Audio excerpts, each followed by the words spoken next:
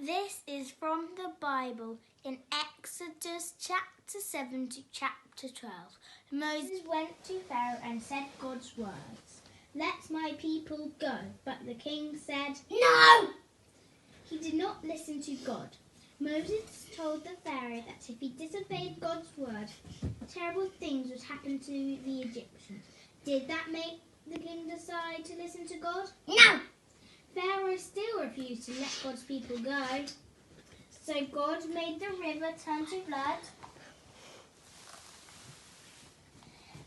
The entire land swarmed with frogs.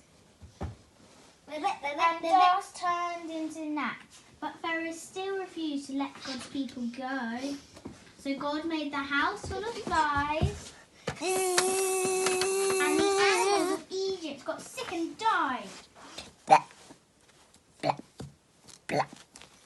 And the people got painful sores.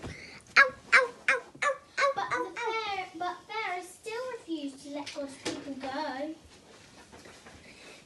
So God made hail fall from the sky. Locusts covered the ground. And darkness spread out over the land. But Pharaoh still refused to let God's people go. Can you imagine what it would take for Pharaoh to let God's people go? No. God gave Moses a message for his people.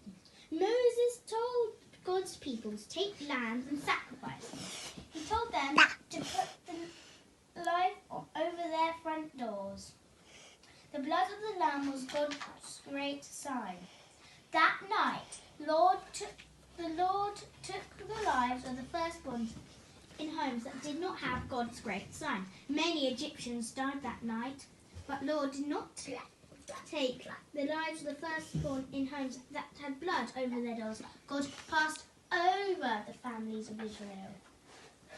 At last, Pharaoh stopped pretending to be God. He listened to God and told God's people, "Go!"